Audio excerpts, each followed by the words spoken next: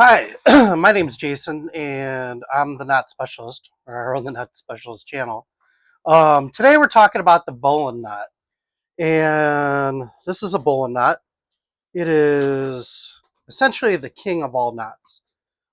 As you can tell, I live on my sailboat, um, and I use this knot every single day.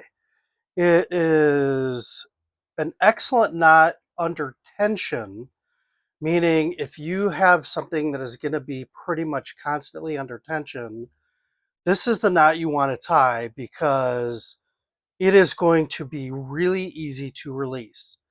Now, if you have something like you're tying a rope to a bucket or carabiner, then this is probably not the knot you want to use. You're better off with the fisherman's knot.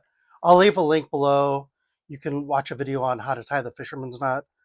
But the bowline is a knot that absolutely everybody should use. I use this knot every single day. Every sailor that I know, even most power boaters, this is the knot they're going to use 80% of the time. It's great if you just need a fixed loop. You can put a carabiner or something else on it. I often, when I'm mooring, I'll tie it to a cleat on our bow, run it through the mooring lines, and then back to the cleat and do a cleat hitch.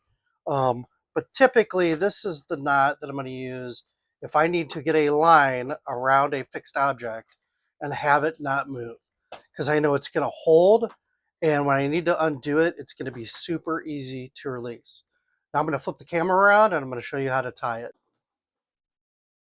Okay, so this is the bowline knot, just sitting in situ. It's just a loop at the end of a rope, or a line on a sailboat. Um, so you can make it just a loop to put around something, or you can put something on it like a carabiner, or you can tie it around a post or a cleat, and I'll show you how to do that. But first, I'm going to show you how I do it normally when I'm tying it. So what I do is I just put it on the line and I flip it over. I pull it around the standing end and back through it.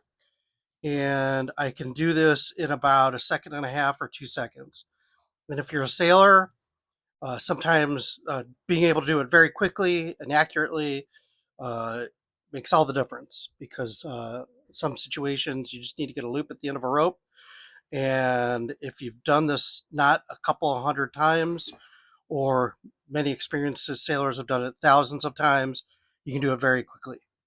Now, when you're learning, some people just find it easier to create a loop. So the standing end, you want to go underneath the working end. So this is the working end, this is the standing end.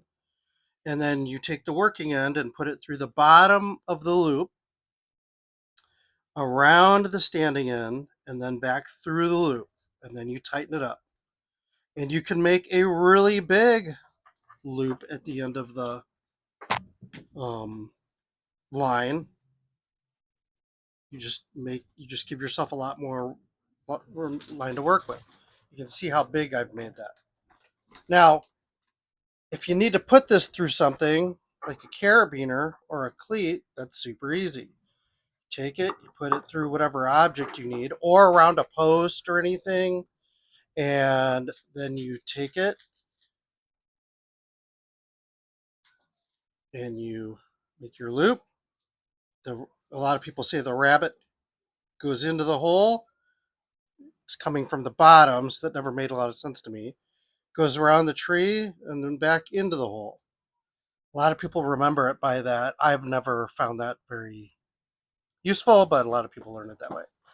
My favorite way, and I can do this in pitch black, in the dark, without a light, is I take the standing end with my left hand, and I can do it with either hand. It doesn't matter. I've done it so many times.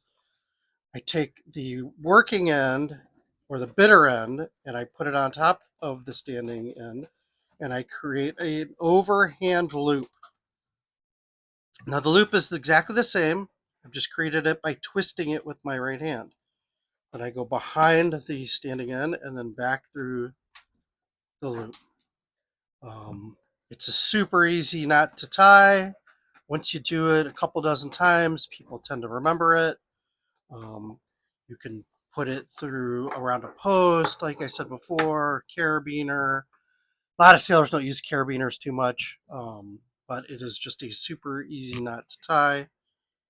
And the best thing about it is you can put thousands of pounds of pressure on this.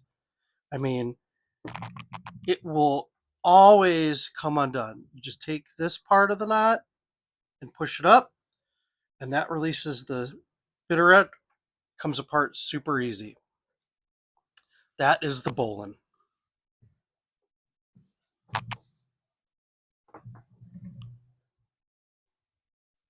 Don't forget to like and subscribe if you found this helpful.